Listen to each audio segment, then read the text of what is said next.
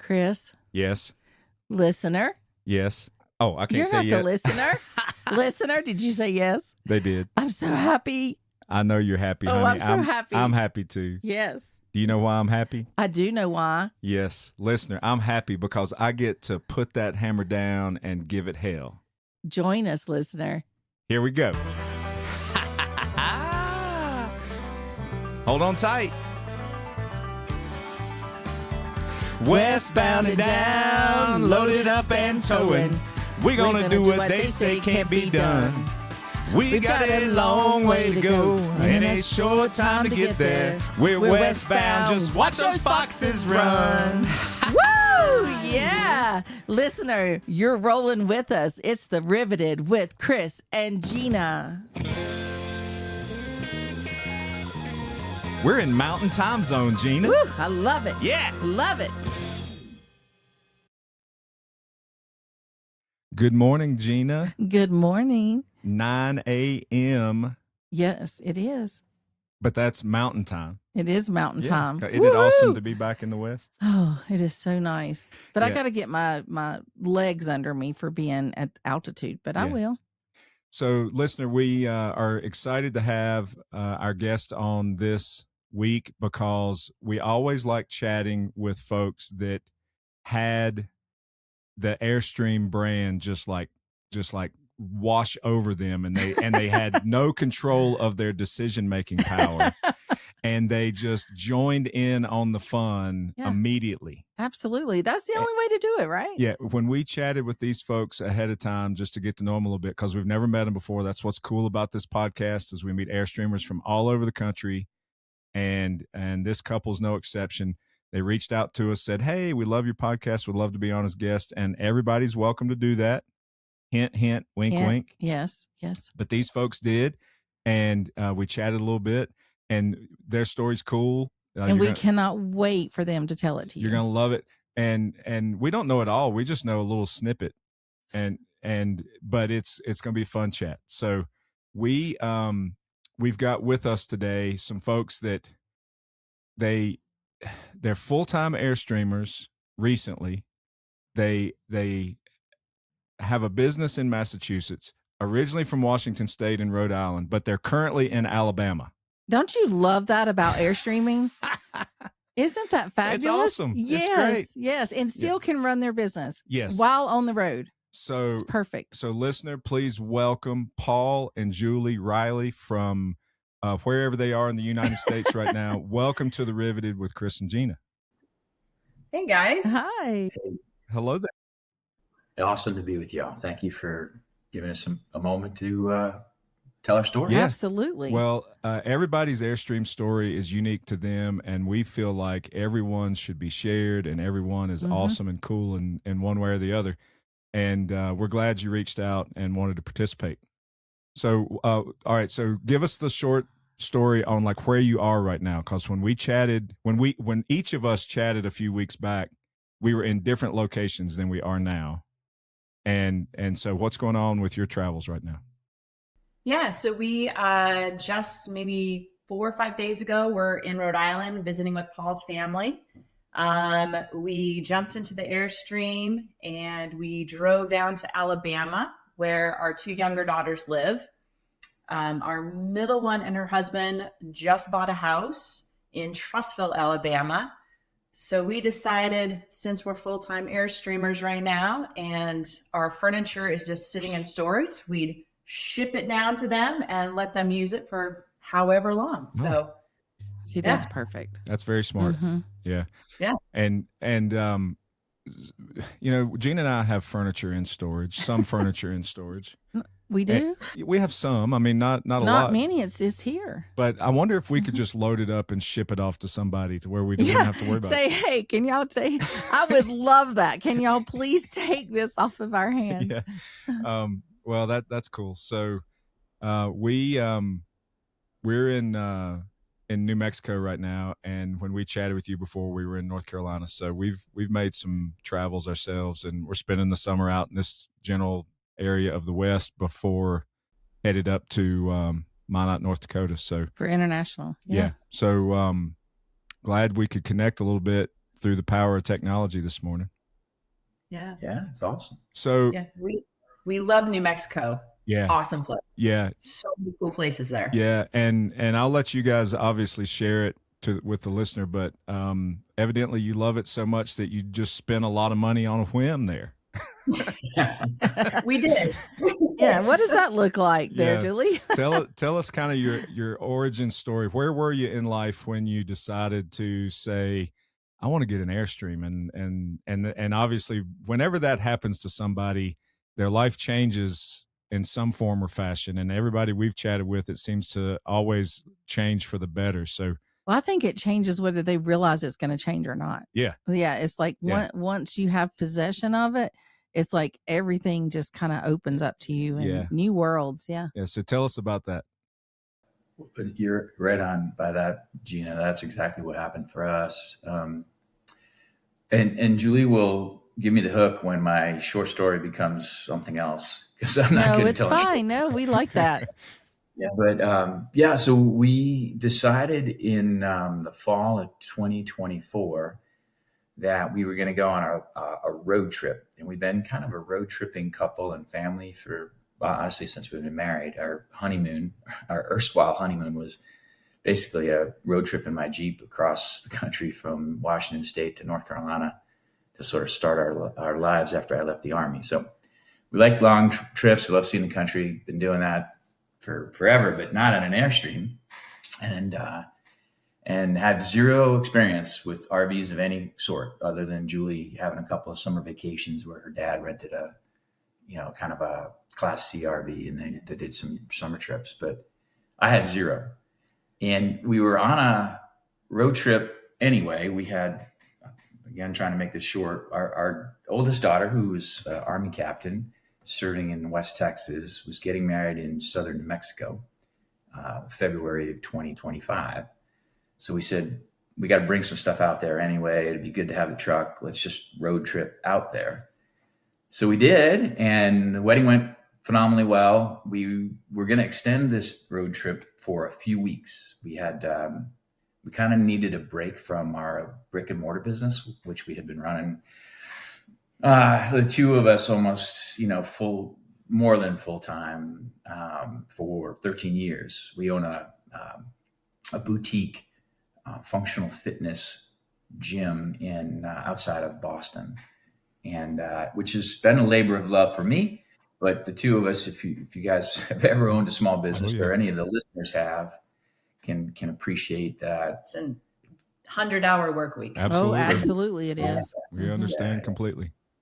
No breaks. It never ends, right? You wake up in the middle of the night thinking about business. You're out to dinner. All you do is talk about the business. It's anyway. So we hired a manager in order to do this sort of extended road trip, including Emily's wedding. So the wedding went phenomenally well, and that bittersweet thing when it's over. We were, kids went all back on their own ways, back to their own lives. And we were going to be doing the rest of this trip, staying with friends or some of our clients. We train and coach people remotely. So they're all over the country. So we were like, let's go, to Albuquerque. Let's go to Arizona. Let's go to Colorado, whatever, and visit some of these people that we've been coaching for years, but had never actually met. And I said, well, why don't we just swing through the Airstream dealership in Albuquerque, because we're headed to Santa Fe from a little town called Ruidoso in southern New Mexico. Hey, real quick, this just popped into my head. There's a term, obviously, when you're traveling with your Airstream and you stay with friends kind of on a whim, that's called mooch docking. And I love it. Yeah. I love it. And so with what you guys were thinking of doing, I guess maybe that could be like coach docking or something. Oh, my. Exactly. Well done, Chris. Yeah, we were coach docking and planning to coach dock, and then don't encourage him, please. Yeah. Once you start encouraging him, then we've all lost it at that point. I mean, it was a corny dad joke, but I mean, it hit. It's okay. Right, it was good. You nailed it. Go ahead. Nailed it. Yeah. So we had zero intention, and in fact, we when we rolled into the parking lot and we're sitting outside this Airstream dealership, we looked at each other and we're like, we are not buying anything. We're like, and we're both nodding vigorously, like, hell to the no. We are never going to, we're just going to go in and look. Famous last words. Yeah. Yes. We've been in this position before and we're like, okay, we're just going to listen. We're not going to. And then an hour later, we're like, hey, we just bought a timeshare. Yeah. Oh, yeah. Yeah. So been a few large impulse buys. Yeah. So you're in Albuquerque, New Mexico, and what caused you to gravitate towards the Airstream dealer instead of like just anywhere, like a Camping World or anything? Some other dealer. Yeah. We had a couple of friends, a couple who they're not full-time Airstreamers, but they've been Airstreaming for a few years. And we had spoken to them on the road trip out to, we were in middle of Texas or something when we spoke to them, and they were so enthusiastic and encouraging. And then there's something about Julie and I, just we like vintage things. We like classic things. And we tend to, when we make a bigger purchase like this, that investment, we will happily spend more for the sort of quality and, the investment aspect of it rather than just, the utility of it. Smart. Well, you're either going to spend it up front or you're going to spend it on the back end. Either way. Yeah. I'd much rather spend it up front. Yeah.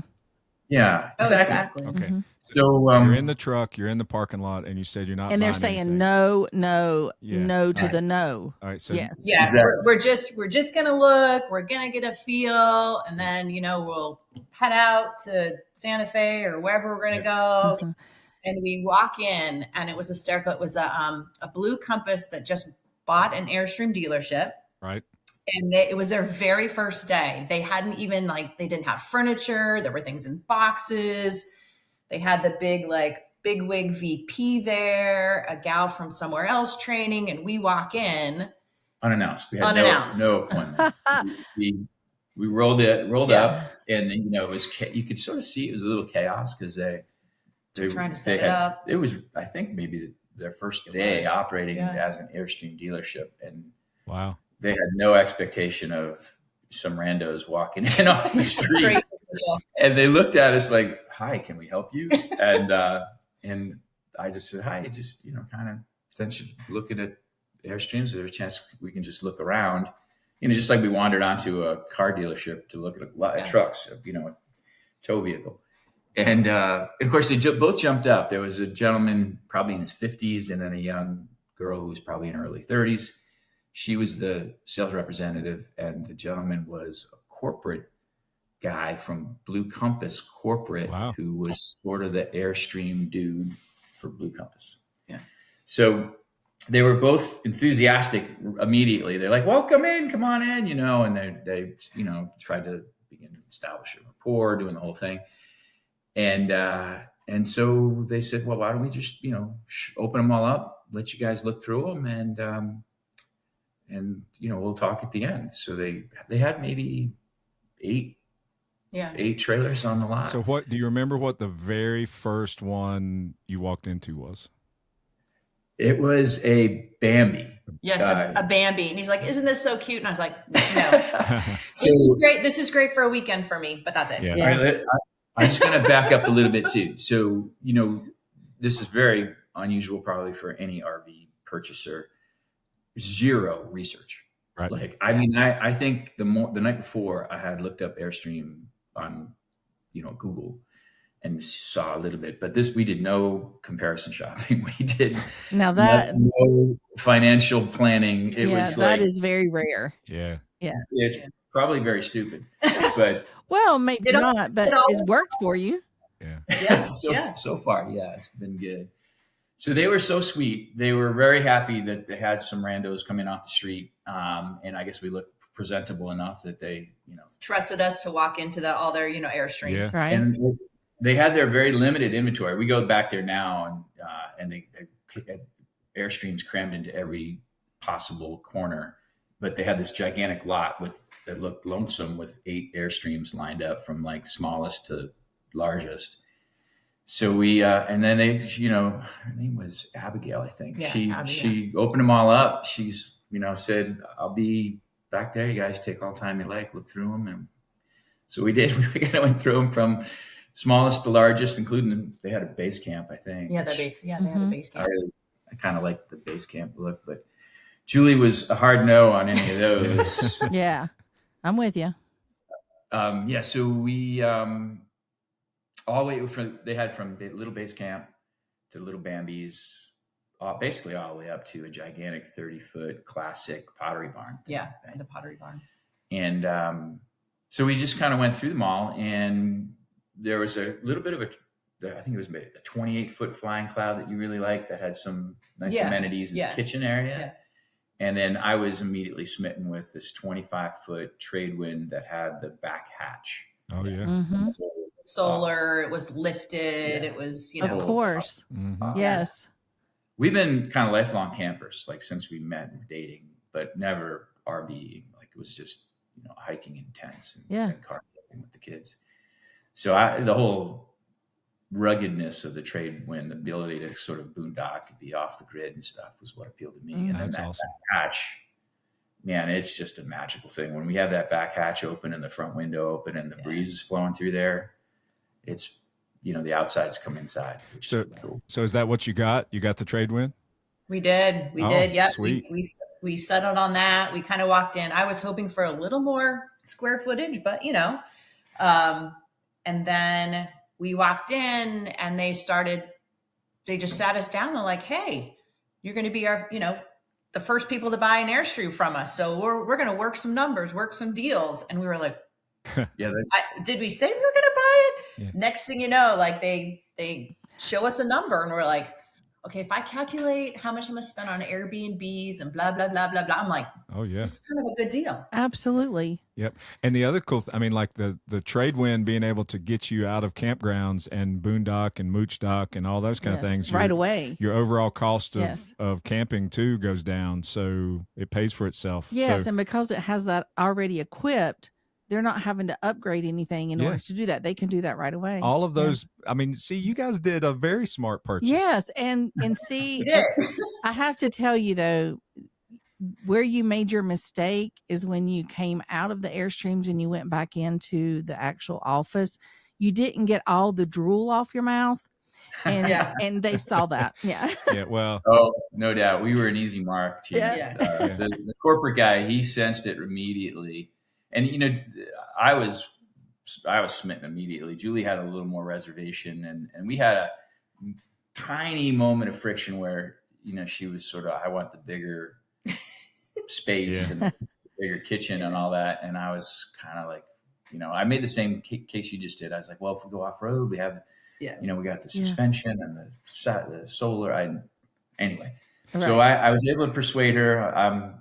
He's pretty good at that. I've been a sales rep my whole life. Oh, there you go. Yeah. There it is. There you go. Yep. And I could recognize immediately corporate guy. I think his name was Aaron. He was a good guy. Yeah, really good guy. And he had his teeth in us and he was like, I am not letting go.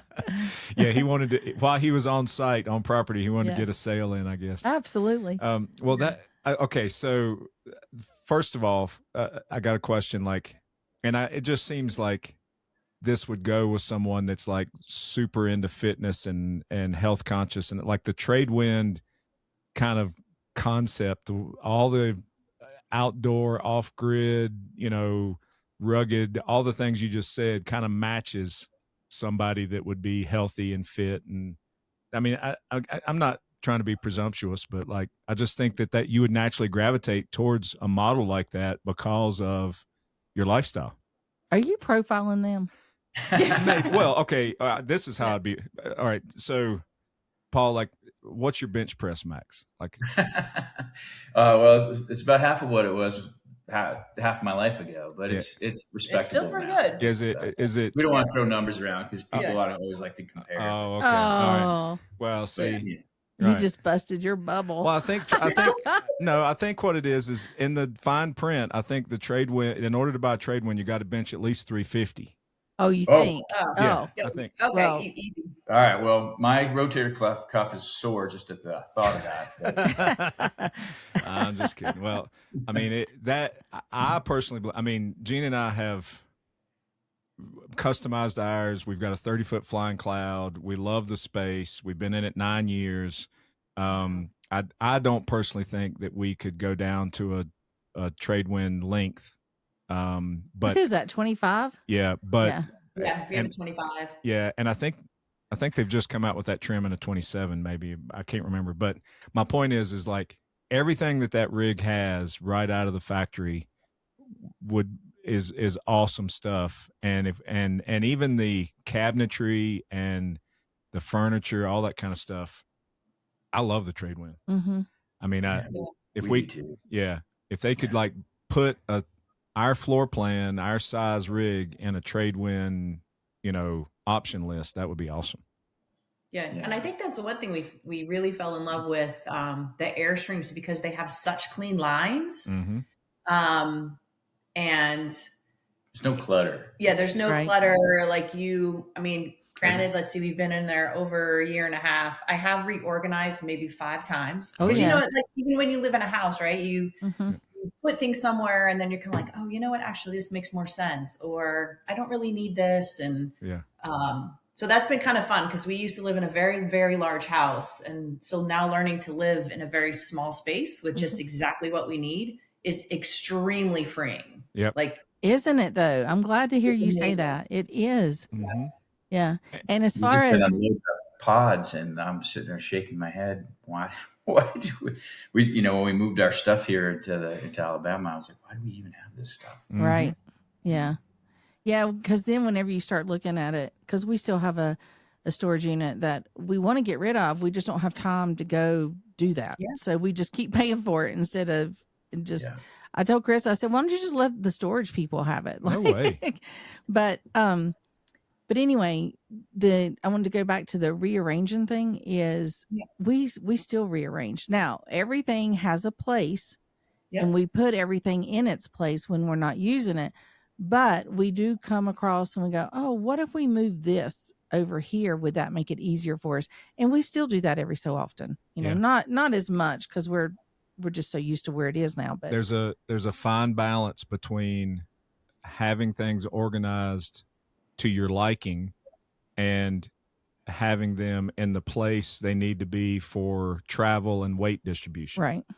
And you gotta meet in the middle on both of those wishes Yes. and or needs. But to your point, and Gina's point, it's fun, and they don't feel like 5 times is too many in that short a period of time. No. You'll do that another dozen times. You'll probably end up cleaning out. Like we'll go places and we're like, okay, we don't need this. So at the campground, they'll have like these, what do they call them? like a swap table or they put it whatever. up in like their recreational area, especially in a lot of places where people actually live in the campground too.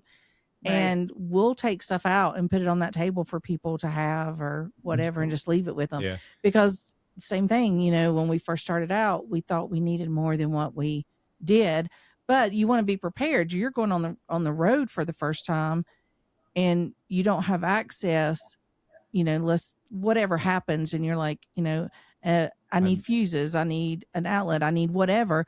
At home, you can just run and get it. Mhm. But when you go out on the road for the very first time, after you've been on the road, hey, there's still stores all across the country. But when you go out the first time, you think, oh, I got to have everything right within hand's reach in case I need it. And then once you realize you don't, then those are the things you can, get rid of and make more space. Yeah. Yeah. And in terms of the space too, you were just talking about getting rid of things, and that's been freeing. But at least I have kind of imposed a sort of no accumulation philosophy. So if I buy something, I have to get rid of an equivalent thing. Mm-hmm. So like even a t-shirt. Mm-hmm. So actually it's kind of funny. It's probably saving us money because we like going to breweries and I like buying their t-shirts, but I'm like, I don't want to get rid of any of the ones I have. Right. Yeah. But if I buy one, my sort of ethic is I got to get rid of one. And I'm like, I don't really want to get rid of the ones. Yeah. Here's how you get around that rule, Paul, is is you tell Julie, you're like, hey, I'm turning this into one of my outdoor work shirts. Like, Nice. yeah, All right. you know, it's like if I've got to get underneath the camper, if I've got to go get dirty, if I've got to do something, you know, I'm going to let this shirt be my outdoor work shirt. That's what Chris does to me. Yeah, and I do the same thing with shorts. Yep. And shoes. And the shoes, those things are tough. Yeah, and as I turn a pair of tennis shoes or something into like outdoor nasty shoes, they ride in the back of the truck. They don't stay in the Airstream. Well, actually, you've gotten where you don't do that anymore. You'd use your hiking boots more. Yeah, and you get rid of the tennis shoes. I've abused my hiking shoes, but yeah, I mean that's the good way to justify it. Is you always have one or two that's the nasty work shirts. Yeah. Yeah, there you go. Yeah. I just know how to like refold it a specific way to make sure it fits in my closet, reorganize my closet. Yeah. Deep purges, I'm like, I know I can't get rid of any of my clothes quite yet. Yeah. Well, okay, so here comes the question we always ask folks. Are you in the twin bed camp or queen bed camp? We are in the twin bed Twin bed camp. And it's really funny because we'll tell like our family friends and they're like, they just look at us funny. And we're like, you know what? It works. It actually makes the Airstream look much bigger. Oh yeah. Paul has a different sleep schedule than I do. So he is up like 4 o'clock in the morning and there is no way in one of those queen beds we would survive. So okay. Yeah, we've been married 33 years, so it's fine. You know, it's like, yeah, you got your bed over there. Well, you know, you're good. Yep. That makes sense. Yeah, I'll let you handle that one because you know where I'd be going with that. All right. Well, we've been married 33 years too. It'll be 34 in October for us. Wow. Same with us. We're 34 October 10th? Yeah. No way. That's ours. All right. Oh, that's crazy. Yeah. We got married on the same day. October 10th, 1992.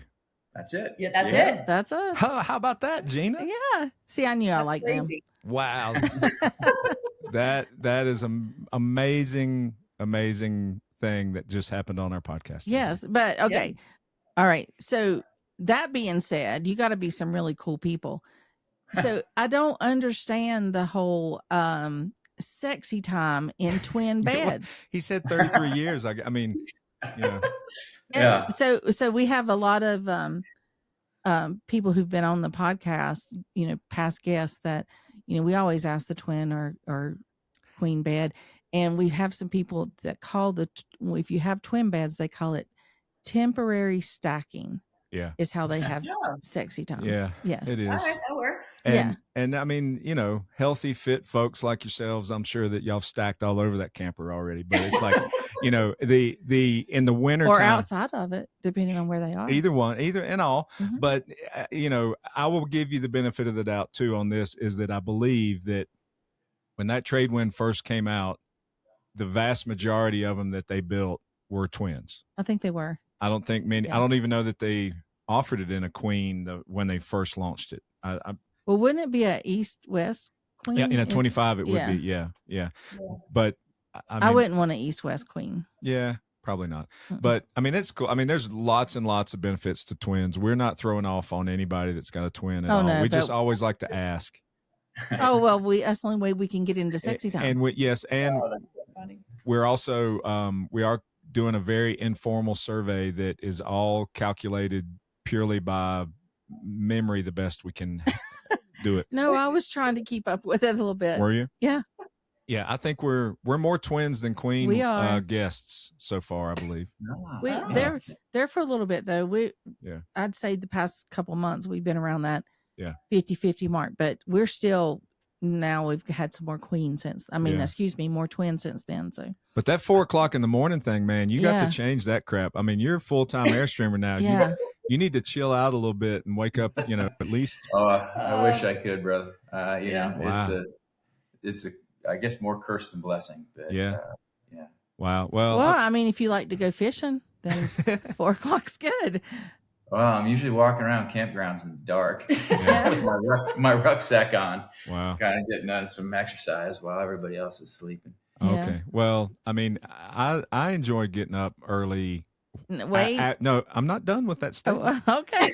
I enjoy getting up early after I have already gotten up and gone through the process. I feel good once I'm up early, but to mentally think to myself, I'm going to get up at 5 o'clock in the morning, it doesn't compute. But if I do, then What's I your enjoy sweet spot? my sweet spot. For getting up early. 6:30, 7:15. What? All right, I'm going to hold you to that. No, that's an early time slot for me. Oh, yes, it is. Yeah. Usually you're about 8:30. Yeah. Well, it's okay. All right, we got to get back on their Airstream life. So you buy this Airstream, you take delivery of it that day? No, we had about a week. Okay. Before we picked it up, we got there. We were a little nervous. Like, what have we done? What have we done? On the pickup day? On the pickup day. Oh, more than a little nervous. Yeah. Oh my God. But this crew was absolutely phenomenal. Like, we had a 3-hour tour. She was showing us everything. In fact, we were a little scared to touch the Airstream there for a while. Yeah. So just a quick plug. So Airstream in New Mexico, in Albuquerque, Blue Compass, 10 out of 10, 5+ stars, just phenomenal. Yeah. I mean, we had no other experience, and they kind of knew that, and they just took unbelievable good care of us. That's great. That's fabulous. Experience. Yeah. And still, like, we'll call for something. We're like, hey, sales manager Billy, I text him for things, and he gets right back to me. Yeah, that's good. That's good. Yeah. But yeah, it was, you guys would chuckle. Like, so I believe the man's name was Aaron, the corporate guy. Once he got his claws on us, he would not let us go. And like 3 hours later, we're signing paperwork, and in sort of shock and a stunned silence, we're sitting in my truck outside the thing going like, what did we just do? Did we just buy an Airstream? Do we call the kids and tell them, or are they going to start paperwork to put us in a home? Like, we weren't sure. Yeah, they need your financial power of attorney immediately. Yeah, we're like, and it was pretty cool. Like, immediately our everybody in our sort of circle of friends and relations and stuff, we're like, oh my God, that's the coolest thing ever. You just did what? Yeah. Yeah. And it's been that way since. So when we sort of meet people, and, whether they're, RV folks or Airstreamers or just ordinary folks, they're like, oh, you guys are living the dream. And we say, no, we're living the stream. Yeah. Yes. And it literally feels that way. Like, this is something I think in the back of my mind, I dreamt or, daydreamed about doing for decades. And now we're done. Yeah, we had some really cool friends in Atlanta, and they had a frame up in their house, and it said, if not now, when, or whatever the phrase was. Right. And it was really funny. And we thought, you're right. Like, we're just in this perfect sweet spot of our lifestyle right now, where 2 children are married. One's going to get married next year. No grandkids yet. We have this unicorn of a manager running our business, probably better than we did back home in Massachusetts. And it just, all the stars aligned. And we're like, it's incredible. And I think for me, like, people will say, okay, they usually ask you what's the worst thing or what's bad. And I'm like, you know what, maybe like trying to find a laundromat sometimes can be a little hard. Yeah. But we have met some of the coolest people on the planet in every location that we've been in, where if we were just still home running our business, we would never meet these folks, like you guys and, all these people. So that's been incredible for me. And everybody has a cool story. And I think everyone has a good soul. Yeah. Yes, so. I agree. And that's how we started this podcast, was, meeting people on the road, just sitting around coffee or a campfire or something and chit-chatting and hearing their stories and going, man, you people are awesome. Like, somebody else needs to hear your story, and we kept over and over and over, that kept happening. Like, other people need to hear your story. And that's how the podcast was born, was to be able for people to have a space to share their story to the masses. Yeah. Well, and what you just described about how, 2 kids married, your business is on cruise control. No commitments with other family or grandkids or anything like that. And like you're seizing that time of your life. You guys y'all could have become boaters or, like cruisers, like you went on cruise ships 5 times a year, 6 times a year. You could have had another activity for this period of your life, something, but the fact that you bought an Airstream, or any RV for that matter, but you've road tripped, you've traveled the country some, you've seen a lot of awesome places. So it's not like you'd never done that in your life. But I think there's something about becoming an Airstream owner that causes your life to get taken to that next level of enjoyment by using it, especially if you're in it full time. And y'all are experiencing that right now, just a little over a year into almost a year and a half into owning one. That's right. And with that being said, you guys, what has been your most epic or favorite thing since you've purchased your Airstream that's happened? Yeah. Why don't you go first? Wow. I would say, so we both have these like grew up in kind of these wandering spirit families where they love to travel. And I think that's the thing, like we love to travel, see all these places, but not just like go and do some touristy things. Like we love to know the history of the area. We love hiking. So we go off like on the non-tourist hikes. And I think one of my favorite places that we were in Death Valley. I'm like, I could stay there for a couple months. Now, granted, me and you both. Let's go together. Yeah, we need to love it. Yeah, we need to go to Costco first and really load up on food and supplies. Yes, expensive. But they call it Death Valley, just the whole history, and I'm like, this is so full of life. It's crazy. So it is beautiful there. What time of year did you go there? February. We were there actually. We had their dark sky festival, which we didn't actually even know. It was just coincidental that we were there. Yeah. And we got to see some ridiculous dark sky.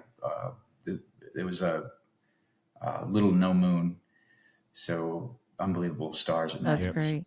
I feel like I'm going to let you go back to what you were talking about, but just interjetically real quick, is I feel like Death Valley is so underrated. Like it is a phenomenal, it's a phenomenal park, but just the history and everything around it and the different landscapes from, a mile, you get so many different landscapes there. They may call it Death Valley, but when you go to that place, you very much feel alive. Oh, absolutely. No question. We stayed there a month, I think.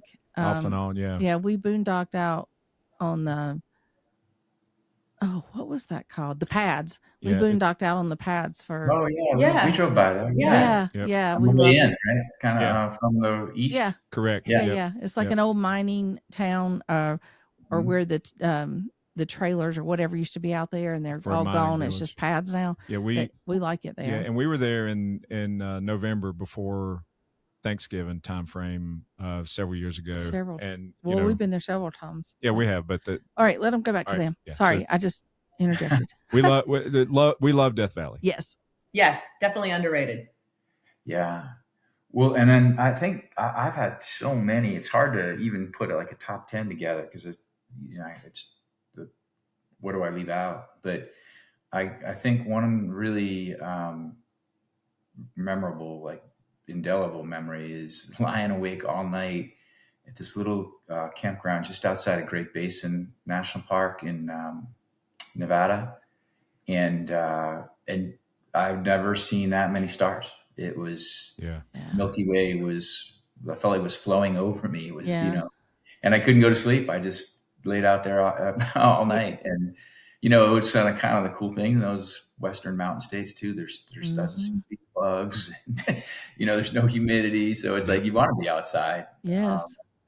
I don't even want to go into this. Don't you feel like you can reach up and touch that Milky Way? Like, yeah. Well, but it's just beautiful. Paul, we had another night like that in Crater Lake. So we were. Oh yeah. We were in a national forest campground just north of Crater Lake. It was a really cool campground called Broken Arrow, if memory serves. And it was right near another lake. But anyway, so we were at Crater Lake and we we got up on the rim. This is in August last year. And you couldn't ask for a better stretch of weather. And I had never seen that much blue in my life. That was the purest, richest, deepest blue I'd ever laid eyes on. And then of course the sky was matching it. So you got lake and sky. It's just breathtaking. So we went to one of the overlooks to watch the sunset. So we got on the sort of eastern side of the rim and looking west, and there were probably about another 5 or 6 people there. We watched the sun go down, which again, that in alone was remarkable. And we just stayed for like another 2.5 hours as it got darker and darker. And then all the light faded, and, one by one, the stars popped out, and then the Milky Way was just on fire and reflecting off the lake. And you think, oh my gosh, it was just so special. And I grew up in the East, and we did lots of hiking and camping up in New Hampshire and stuff. Lovely places, but there's so many trees, and there's always ambient light from the cities. Yep. And then, there's usually some humidity in the air. So you just can't see that. Right. Crisp. There's something to be said for the big sky. Yeah. So you're telling me that you saw the Milky Way reflect into Crater Lake. Yes. Yeah. Oh my gosh. That's amazing. Wow. Well, What so I'm we glad- didn't want to leave. We were just sitting there. Yeah. We were like, just sit here all night. What I enjoy hearing is the fact that your favorite places or most epic ones that you're sharing with us today have nothing to do with touristy towns and stuff. It has everything to do with being able to be out in nature and enjoy this country we live in. Yeah. Mm-hmm. And 100%, Gina. Yeah. and have this confidence and comfort level in knowing that you can, in a very short order, get back to your home sitting there. Yeah. It's not, Well, it's like everything's right there with them. right. Yeah. Exactly. Everything you need. I like that. All right. Now I need to go back to your story about staying up all night to see the things. Okay. So here's the deal. Now I'm sure that was an awesome night, but you still could have gone to bed and slept most of the night and woke your ass up at 4 o'clock in the morning and like you normally do, and still been able to see those stars. Yes, but he took it all in, baby. He took it all in. Yeah. Yeah. There's no doubt, Chris. I'm not a very good sleeper, so I'm not upset. Yeah. Well, I have a similar experience to you with that, in the fact that, and we were in Moab, Utah, and we were boondocking, and we have a window over the head of our bed with our queen bed, and I woke up one night, and even through the tinted window and the screen of the window, I just woke up laying on my back, and I looked out that window, and it felt like the stars were coming in the window. Awesome. Yeah. And it's, and we got up and went outside, and it was cold and windy that night, but still we went outside, and we've seen that level of dark sky. Yeah, but we haven't stayed up all night to watch it. We haven't stayed up all night. I would love to know the location, and maybe you experienced it there, but like the time of year and the location where you could go outside all through the peak deep hours of the night and see those stars without the cold temperatures or wind or some other kind of condition that causes you to be uncomfortable. Like, I just love to go sit outside in my camp chair, t-shirt, whatever, and then and enjoy it. Well, he never said that he didn't cover up or anything. Oh, I know, but a lot of the places we've experienced those dark skies, it's been chilly, cold, where you don't want to stay out there for very, very long. Yeah, right on. Yeah, that was early September. I will figure out what the campground was called, but it was about a 45-minute drive to the entrance of Great Basin National Park, but to the west of it. Yeah. And it was a beautiful little campground outside of one of those towns that's on the loneliest road in America. Right. And but zero ambient light. Like you couldn't see the lights from Las Vegas or Salt Lake City or anything. It was just black. That's awesome. And no moon, so it just timed up to be, I suppose, optimal. So have you had the opportunity to put that trade wind through its paces on some, extended off-grid boondocking type situations, or, We did, yeah. Actually, we did 14 days in a row of either dry camping or boondocking without a hookup. We made it, so interestingly, we made it 11 or 12 days before the battery was so depleted that the solars couldn't recharge it or recharge it enough. And we talked to the Airstream folks because we were worried that there was something wrong. There were a few alarms going off, and we're like, okay, we've never heard this before. What is going on? Yep. Yeah. So they don't. I think in the fine print maybe they tell you this, but the batteries are robust. The solars are robust enough, but to run them with absolutely no electrical hookup for that long, when based on the power needs that we had, we're still working, so we're using our Starlink pretty frequently, and anyway, so it was 14 days with no electrical hookup. We had dumped once or twice, we had to, and then reloaded the water. But and that was amazing. That was out in Southern California, Joshua Tree, and then Death Valley. Yep. Yeah. And we went back to back between the two of them. That's two great places to do that with. Absolutely. Yeah. That's good. It was a little troubling because the batteries were on like night 11, it's waking us up in the middle of the night because it was like beep, beep, what's going on? And by night 12, it was, as soon as it got dark, like we were sleeping in a big silver tent. It was like there was no electricity. Yeah. And we were worried. We're like, is the thing broken? Did we not do something right? I don't know. Well, one thing that, and you kind of have to learn this on your own unless somebody shares it with you through their experience. But one thing about the solar and being on the roof, when you're out boondocking in the winter months and the sun doesn't get as high, then you're not going to get your full solar during the day. So that's where the little side panels that you can adjust out on the ground help. Right. Or some other way of doing it. But we don't have a generator. We didn't get a generator. We didn't think we needed one until then, because we thought, well, why would we need a generator? We have these lithium batteries and we have the solar panels. And, it's like Gina's right.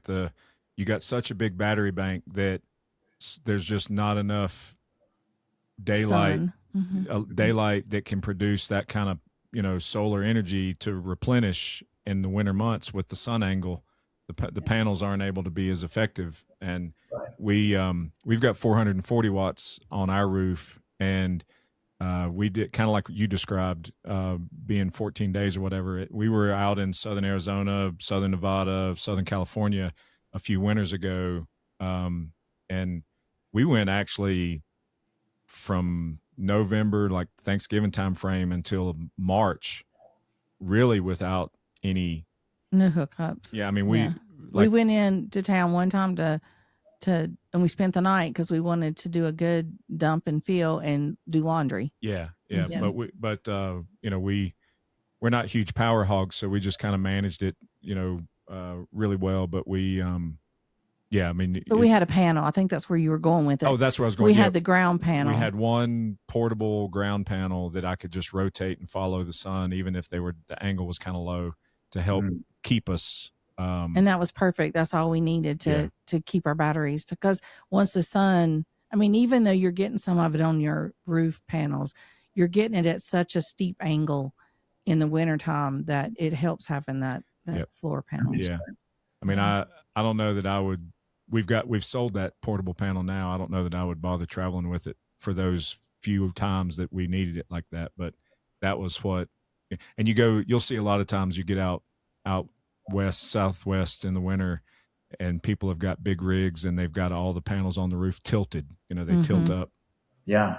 And that's good to know. I didn't know that. There's so many things we don't know because we had zero experience. Learning as we're going. Literally learning. Hey, that's the best way to learn. In the ocean. Yeah. I would say that just from the short stories you've told us so far, some of the places you've been, the 14 days boondocking, the whole 9 yards, you guys are doing great so far. Well, yeah, they're not afraid to jump in, and that's No great. way. Yeah. Well, I did the join like the Airstream Facebook group or whatever, and then I'll read stuff going, oh my God, they've only owned it for like a month and all these things went wrong or whatever. And I'm just like knocking on wood everywhere going. Mm-hmm. So far, it's been very smooth. Like, I don't know. Well, okay, so I'm going to go there. Uh-oh. That's a dangerous statement from her sometimes. You never know what that means. We're bracing ourselves. I mean, I see some of the things that you're talking about too on there. And it just makes me wonder, do people have any smarts at all? Because sometimes it's just common sense to know something that they're asking on there. It's like, surely you know that you have to close your water faucet when you travel. You don't leave it open or whatever it may be. But it's just amazing that some of the stuff that people will put on there. There are some, or the things that could easily be answered with a quick review of a manual. Oh yeah. Oh no, they don't like to read their manuals. Yeah, but so you have to kind of overlook some of those kind of things. I will say that about Chris. As soon as we got our Airstream, he had those. Now this was back. I'm assuming they don't do this anymore, but this was back when they gave you the big bag with all the manuals. And I mean, we probably had. Oh, you did? Oh, yeah. And you have like 17 manuals in there or something because you've got it for every piece of equipment that's on the Airstream, plus the Airstream itself. And then Chris even went further and he contacted Airstream and got a electrical schematic. Yes, of our Airstream. Well, that's because we were going to do our solar ourselves. But still, I mean, I had kudos to you, Chris, for that because I didn't know how to read it, but you did it and you figured it out. But the thing is, you have to educate yourself. Don't rely on, other people to tell you what to do. Learn it. Like learn your procedures and another way you'll learn is by just being around other Airstreamers. Yes. Right. Yeah. You just do. And thank God for the community for that because, Airstream community is amazing. Yeah. Have you in the year or so you've had it, have you done any rallies or been around any groups or traveled with any Airstream friends? You got any other Airstream friends that you travel with or anything? We haven't yet. We're looking forward to that. So we bumped into a bunch. It's really funny. Like we were just on our roll down here from the Northeast down to Alabama. A little Bambi rolled by us. And we were going pretty fast, by the way. And they blasted by us. But they're giving us a big, vigorous wave out the window. But the wife rolls down the window and she's waving at us and we're waving back. So that's kind of cool. Like, it's a neat.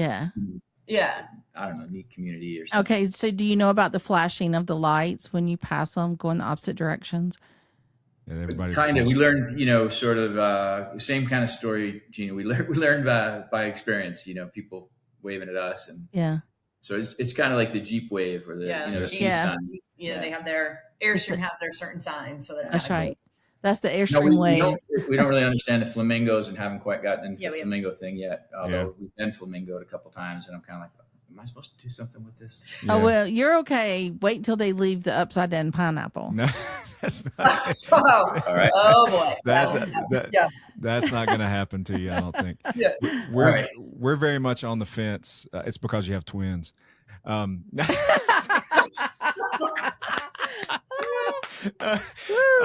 have to put a rating on this one. No,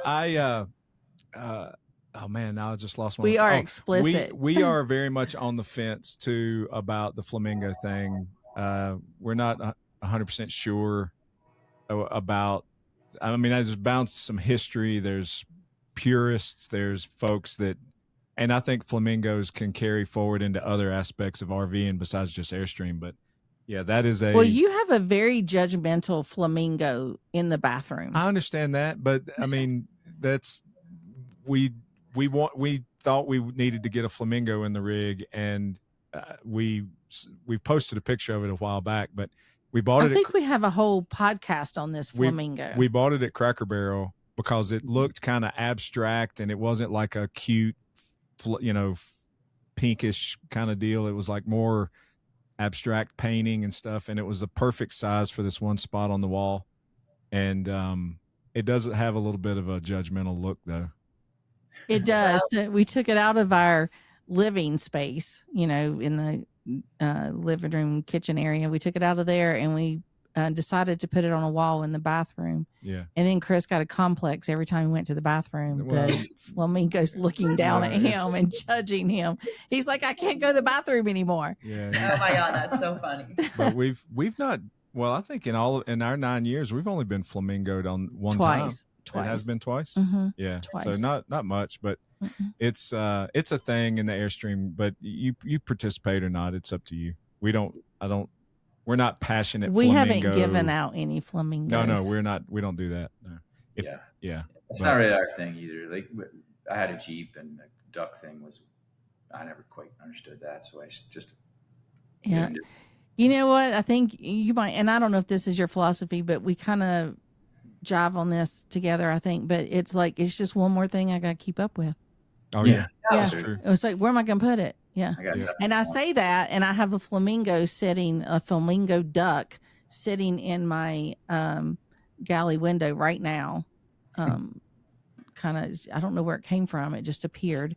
And, no, it came in a bag at a rally. It came in a gift bag. And we set it up in that window and totally forgot about it. And, it's kind of like those ducks. They're kind of rubbery or whatnot. It hasn't moved. Yeah. So I guess it likes it there. So have you named your Airstream? We just call it the Stream. Yeah, we call it the Stream. The Stream. The Stream. Yeah. That's good. That's a good name. Yeah. We sometimes call it like the Silver Submarine or something like that. Yeah, or the Silver Bullet, or I know our kids are always like, all right, what are some names? And then they come up with a list of names, and we're like, no, I don't know. We haven't felt it quite yet. So I kind of like the Stream. Mm-hmm. Yeah. I like it. Actually, I like it a lot now that it's processing. Yeah. The Stream. Yeah, the Stream. Yeah, let's go back. Let's go back to the Stream. Let's go in the Stream. Yeah. Yeah. We're Let's watch. streaming. Yeah, let's watch the Stream. There you go. But, hey, going back to your story about the manuals, Chris, we must be like soul brothers or something. I read them twice through to finish. I was like, I'm not moving this thing till I read every word of these manuals. Mm-hmm. And because I don't know, this outside of our house is the most expensive thing we've ever bought. And I was like, I don't know anything about it. I'm afraid the first week or month or several months, I kept thinking, I'm going to break it. I'm going to do something stupid. So I was, I just consumed it all and watching YouTube videos on some of the simplest things, like how do I dump? I know she gave me the directions, but like I don't want to mess that up and create. Yeah. Oh no, you don't, because it'll be a story that you will always tell, but you'll never live it down. Yeah, that's true. Yes. Right. Yeah. Well, we had a few near catastrophes, but nothing crazy that we've heard some other. Oh yeah. Well, I mean, I'll say that. I mean, we bought ours in 2017, and the technology that is on the newer ones, just in that short period of time from when we bought ours, is significantly more. Mm-hmm. So, like the tech that's on yours compared to ours is that much more of a learning curve. Cool. And so yeah, reading the manuals is. Well, I mean, we're experiencing that with our truck right now. Oh yeah, we had an 07 Tundra that towed this rig for, over 8 years, and we just got a new truck. It's a GMC, and it's 2026, and I don't know. It's got a lot of tech on it. It's got a lot on it, and I'm like, do we really need all that? But yeah, that is your only option unless you want, the base model, and then your ass hurts going down the road. Well, here's the funny thing is, like in 2017 when we bought our Airstream, we paid as much for it as we just bought this truck for. Oh no, the truck was as much as the Airstream was 9 years ago, and I didn't get no damn owner's manual for the truck. No, I know. Right. You have to download, because we just did that. We upgraded our truck. Same. We got a GMC 2500 diesel. Yeah.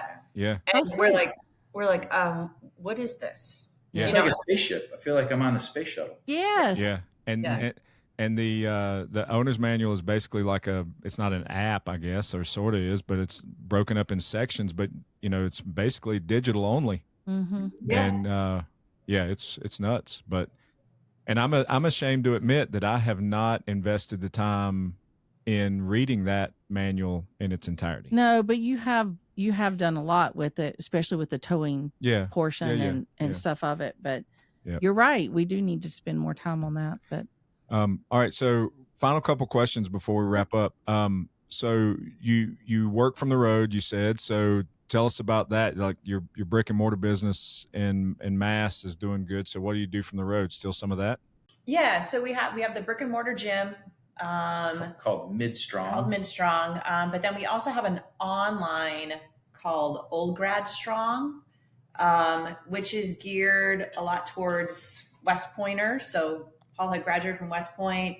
Cool. I'm a certified nutrition coach, NASM personal trainer, Paul's a CSCS trainer. So we have people I don't think everybody understands. Yeah, all over the country that we program their fitness, we program their nutrition. So very cool. Yeah, it's really rewarding work. Yeah. So our kind of target audience are really sort of busy people who are in midlife and having a difficult time prioritizing themselves because of demands of work and family and sometimes community and whatnot. And they're just letting their sort of health slip through their fingers. So we call what we do health span coaching, and health span is the time that we get in our lifespan in which we enjoy our fully functional cognitive and physical abilities. So we're trying to get folks to put first things first, which means they have to prioritize these things in their own lives, which means they have to take some time from other things. Because very few people I know have like spare time, available time. And then, so our overall sort of demographic are just sort of any busy people. But I'm a West Point graduate and former Army officer, and I think through gravitational pull or something, that's my network, and so that's become kind of our sub niche of people. But it's funny, since when people learn what we do and they're Airstreamers or RVers, they're like, oh, maybe I can use your help. I'm like, hey, well, we're here. We don't exclude anybody. We're not saying you have to be a veteran or whatnot. But that's cool. Well, I mean, this lifestyle can be one that you stay active, you stay moving, even if you're not focused specifically on a fitness routine. Just the fact, I mean, you see some folks in their 90s and they're out there getting it done. They're Airstreaming, they're hitching, they're unhitching, they're enjoying life, and just that aspect of owning an Airstream alone can keep you moving compared to the rocking chair. But then, amen to that. Yeah. This lifestyle also gives you that kind of mindset too of wanting to, take care of yourself better. Yeah, because there's so much more I want to see and do. I kind of feel it almost every day. There's so much to do and so little time, so much to see and so little time, which is why in many ways we extended this thing. When we bought this stream, back in February, we didn't really intend on it being a full-time thing, but we were like, hey, why would we rush to end this? So we don't have a hard date. Like we're only going to do this for so long. I think the full-time aspect of it will be only as long as it sort of makes sense within our family. And probably the grandkids will influence that. God willing, we have grandkids. Well, that was our kind of, not to cut you off, I'm sorry, but we bought our Airstream, still had a townhouse. Didn't think it was going to be a full-time gig. The first summer we fell in love, sold everything the following spring, and we gave ourselves a 3-year plan. Mm-hmm. It's been 9 years. We budgeted for 3 years, and we said, let's do it for 3 years.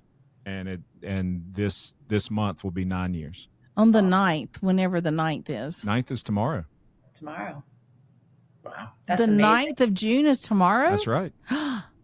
Wow. How about yes, that's our anniversary. that? That's awesome. Streamiversary or whatever it Our is. Streamiversary, yeah. I like that. There you go. Yeah. Yeah.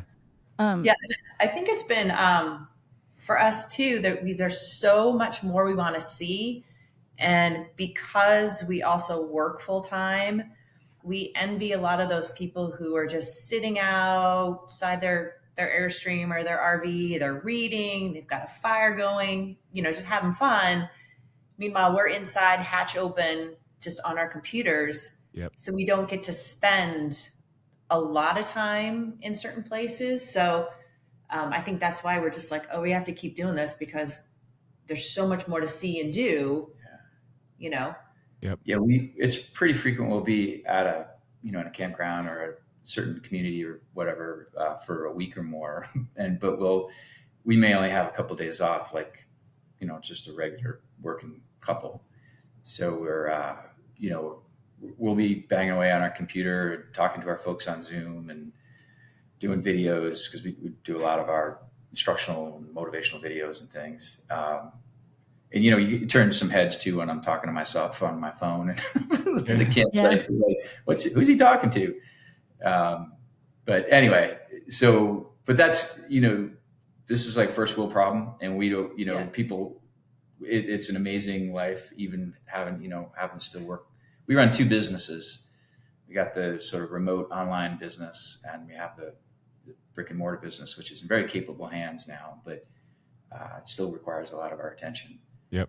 But yeah, it's been just a wonderful experience, and we're gonna, God willing, be able to continue it sort of indefinitely. And we know where you're coming from on the, being in a really nice place, but being inside, working on the computers and doing things. Mm-hmm. That's what we do. It is. This podcast is keeping us busy in that kind of level. Cool. And we enjoy it. We love it. It's a labor of love, and we want to, put that time in to put out this podcast. But those first several years of us being Airstreamers, we did do I don't want to call it vacation mode, but everything we did those first several years were really focused on just the locations, the experiences, the relaxation, the sightseeing. It was everything. All of that. Yeah. And we did all that fast and hard for several years. Yeah. And then we during COVID, like a lot of people, we obviously slowed that down and did some other things and got a little bit back into some work. And now we're doing that purposefully. And and we're still, it's awesome. We wouldn't trade it for anything. Not at all. But you know what? Think about, I know you say you only get a couple of days to go explore or whatever, because you're sitting there working, but what an amazing view to work from. Oh, so right. Yeah. Like where were we, just in the Smoky Mountains? Oh, the Smoky Mountains. Yeah. And, we had to do a little bit of work, but, just gobsmacked. Like our office is I would throw the hatch of the stream open and I'm on my computer and it's this magical location. And I'm thinking, this is a lot better than some office in some office park in some suburb outside of Boston. That's right. No doubt. Yeah, absolutely. Great. But so the thing that you're doing online, you said that y'all do like videos showing, I'm assuming a workout or a stretch or something. Is that what you were saying? He does his 4:30 a.m. workout. Yeah. Yeah. We do a lot of sort of instructional or motivational videos that are out now, either on social media. We just send them within our sort of internal networks. Okay. So is this something that you're videoing on location when you're out somewhere? Yeah. Frequently. Okay. Yeah. Perfect. So I'm doing kettlebell swings at a campsite. And we get some looks, people are like, what are you doing? And then a lot of people are like, you're making us look bad. Yeah. And I was like, no, you guys It's are our awesome. job. This job. is just our thing. No judgment from us. We're not judgy fitness people. Mm-hmm. They're over there cooking a pound of bacon on the Blackstone and you're over there swinging kettlebells. Brother, I'll eat some bacon now. It smells so good. We're like, hey. Yeah. Yeah. So I have to tell you that my struggle with most anything is the fact that I am vegetarian. So Chris and I both are, but Chris does eat more like seafood, but Rarely. yeah. But when you talk about doing the workouts and,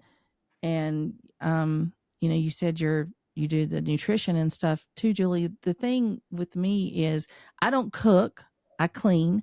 Chris cooks. So if Chris hasn't come up with some, over the top recipe or something for dinner or whatever, I eat whatever he makes, but I get whatever he feeds me because I don't cook unless I go to a restaurant. And then, that's not the healthiest of food. But it's always so cute when she says, "Are you going to feed me?" I do. I look at him and say, "Are you going to feed me tonight?" Yeah, like, I'm hungry. But anyway, that's my biggest struggle because I feel like I don't get enough of the nutrition to support my muscles and my bones and stuff to do any kind of workout. So then when I am on long hikes or, trying to do something, I get worn out easily. And I think more so now than I used to. But I think it all starts with nutrition. And I don't know, you can correct me if I'm wrong, but I feel like that's my weakest link. And without it, I don't feel like I have the endurance or the strength to do the kettlebells or the whatever it is. I don't have those with me. We don't travel with that. I use bands just for something. Exercise bands. Yeah. Well, I'm gonna let Julie give you her response for sure, Gina. But I just wanted to say that your experience that you just shared, thank you by the way, for sharing it. And I will guarantee you that likely 4 out of 5 women who are sort of our age are experiencing exactly what you're experiencing. Julie's specialty is peri and postmenopausal nutrition. And again, I'll hand it back to her in a second, but just to say that nutrition or food is our most available performance enhancing substance. And people generally only think about nutrition through the lens of weight loss. So, right. And it is incredibly powerful in terms of weight loss as a lever to achieve weight loss, but it impacts every aspect of your life, your sleep, your energy, your focus, your attitude, the communal part of it. So if you're eating with other people, and so the amount of joy you get through and from food, it literally will boost if you get it right, will boost your sort of life quality and performance faster and better than anything except sleep. And so that's my little preamble to hand it off to Julie, who's really wonderfully said.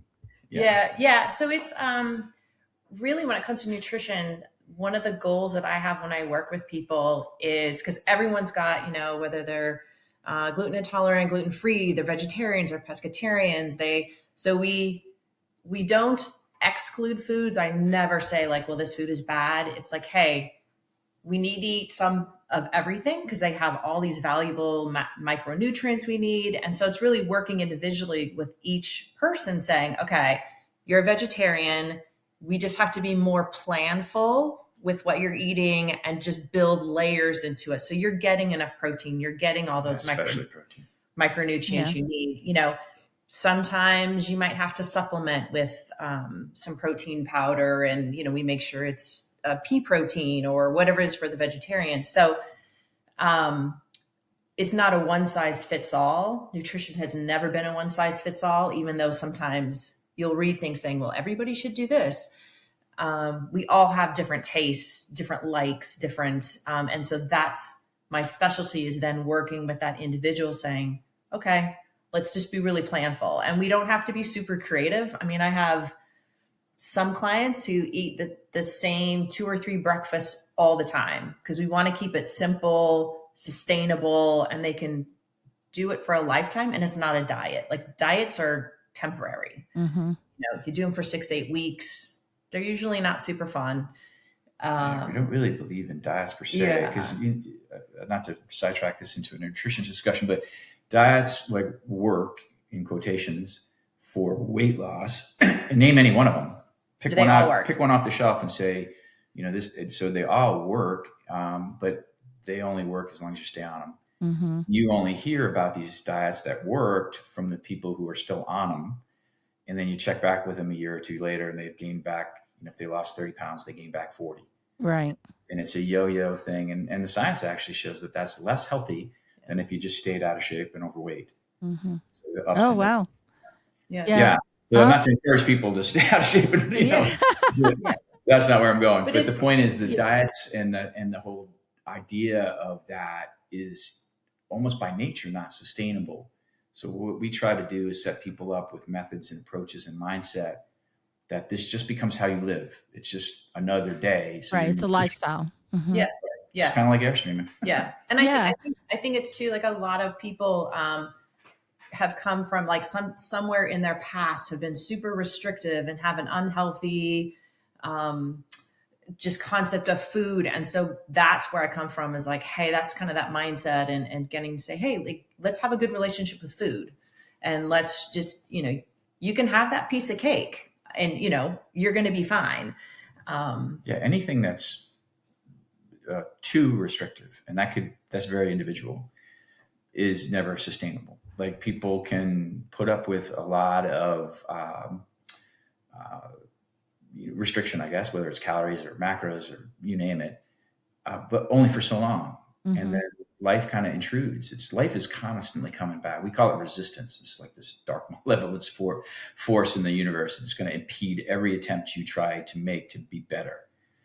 And that's in every aspect of your life, whether you're a podcaster or a writer or a normal human being trying to, be in the best shape they can. Don't you feel like, not just with diet, the word diet or whatever, but the concept, but don't you just feel like whenever, I'm sure you don't do this, but society does this. If you say in a diet, well, you can't have that piece of cake, or whatever, that's when they want it the most. Exactly. It's like once you tell somebody they can't have it, that's when they want it. Definitely. And I'll start working with someone and they're like, okay, so I probably shouldn't eat this. And I'm like, no, you can have that, because we want to think of food, not just as food. So like Paul was saying, it's community. Right. I've worked with some clients who are like, I don't go out to lunch. I won't go out to dinner. I won't go. And I'm like, but that's community. You're going out with your family. You're going out with your friends. Like that's the joy. So let's find that joy. And, and like Airstreamers, right? You're traveling to some of the coolest places and you're going to these phenomenal hole in the wall restaurants, or you don't want to just sit in your Airstream and eat salad, right? Mm-hmm. You want to experience. So it's like all those different experiences far outweigh that food. Right. It's just getting people to kind of change their mindset, really. Yeah.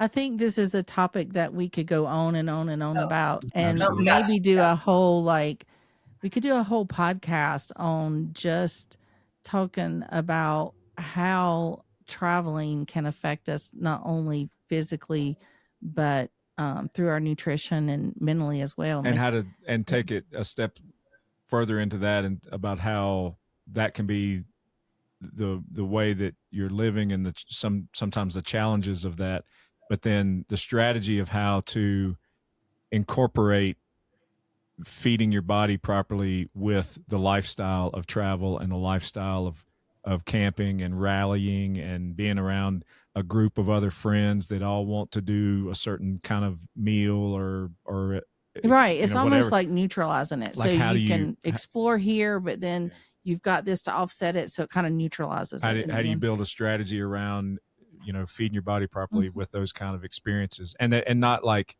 saying, oh, those experiences are going to keep me from being able to do that. Like right. I have a plan of action to how I'm going to do both at the same time. I think we're onto something. I think the four of us are onto something. We should definitely proceed with this. We would absolutely welcome that. We'd love that. Because we feel a little bit like evangelists trying to help sort of spread the good news. Let's say, hey, and it's not that hard. Like it's not that complicated to try to get it right. You don't have to be perfect. Yeah. You just have to sort of prioritize these things. And once you do, it spills over into all aspects of your life and just creates so much joy and contentment and peace. And good feeling. And, Krista, you were sort of alluding to it too, just a minute ago, is in the Airstream community or the RV community it's pretty festive, right? Like, so you have this sort of a euphoria almost of like, hey, which can lead to indulgences and overdoing things and maybe making some decisions you regret. But it's also, that's part of the awesomeness of it. So how do you balance fully embracing that sort of festive, joyous lifestyle that is represented by Airstreaming, while also, taking care of yourself? Yeah, no, for sure. It's not as complicated as I think people will believe it to be. We can help you simplify it.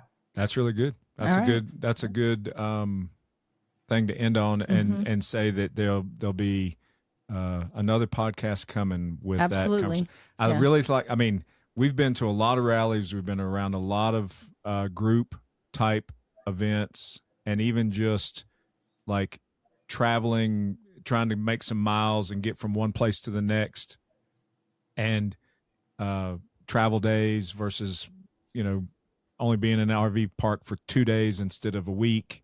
All of those scenarios, every one of those scenarios, you still have to eat during that period of time. And so how do you, go about doing that to fit the health goals that you want for your body?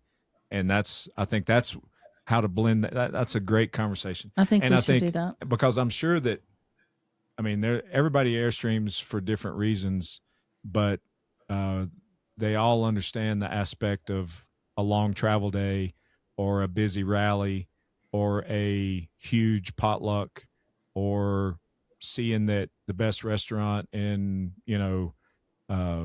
the particular town they're in is just calling their name, so how do you navigate all that? Mm-hmm. That's cool. Yeah. Exciting. And we want to Airstream for as long as possible. That's right. Yeah. Right. So we want to stay healthy to be able to hook up and hitch up. And I want to be 103, still dragging my. Ooh, I like that. Right. For sure. Yeah. On the mountains and doing all kinds of fun things. Sometimes I feel like I'm at 100 at the moment. Well, you are not alone, Gina. That's pretty common. Yeah. Awesome. Well, this has been a great conversation. This has been wonderful. Thank you. And glad you guys raised your hand and said, hey, we'd love to participate in the podcast. Wonderful shares. You guys are full of a lot of energy, and you can tell that a lot of that comes from having an Airstream in your life. So we appreciate having a chat with you today. Oh, that's been a real treat, getting to know you guys. And so thank you so much for this chat and this moment. Yeah. Yep. Well, we would love to be one of the Airstreamers that you decide to camp with sometime. So you'll have to let us know. We need to connect on the road sometime as soon as we can. Let's do it. Yeah. What's your summer trip plans right now? Where are you going to go? What you going to do? Rolling north from here. Of the 48 contiguous states, the only one we haven't visited yet is North Dakota. So we're going to kind of hop skip up to North Dakota in late June. And then, so Theodore Roosevelt National Park. Yep. Then over to Montana for all of July. Wow, cool. Heading into Idaho and Washington for August. Ending up around Labor Day, we'll be on the Oregon coast. Yep. Oh, do y'all have a train? Yeah. Funny thing, our daughter, this is their second home. And somehow they always pick a house by a train track. Yeah. Really? Oh, yeah. Very cool. They love it. They're like, hey, Mom, it's really soothing. And I'm like, and then you start to notice it's not even there, but yeah. Not the best for audio on a podcast. Yeah, that was right. funny. That was a neat ad. I like aspect. it. Keep it in there, babe. Okay. Yeah, I think I will. Yeah. All right. But so what you were just saying there, though, was Washington State for August, and then what? Oregon coast. I've never been. Julie used to do family vacations there every summer. She's been, teasing me about it for years, decades. So we got a week on the Oregon coast. That's in around Labor Day. Yep. Okay. And then we got to get to Colorado for a wedding in September. Right. Utah in October. Yeah, we're going to try to hit sort of a circle around Utah for October, and then back into Arizona in November. Well, as you can tell, we don't plan anything. That's awesome. Good. We don't either. No, they are planning. You should see our spreadsheet. It's ridiculous. Like I'm a planner.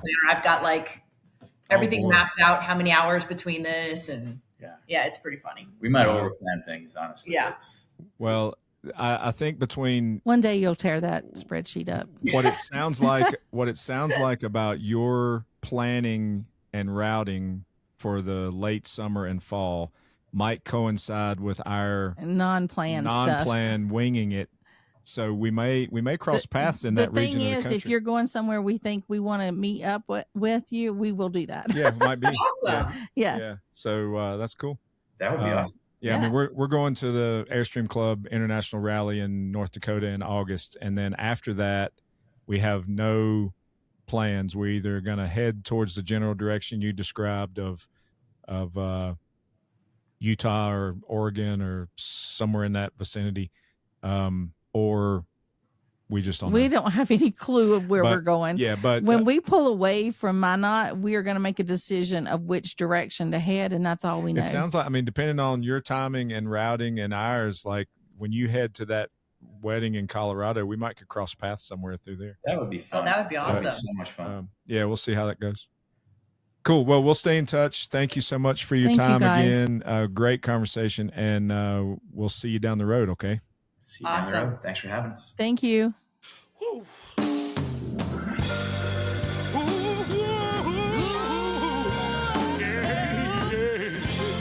We've come a long way, and I only say goodbye because, we never say goodbye on a caravan, but we'll be seeing you down the road.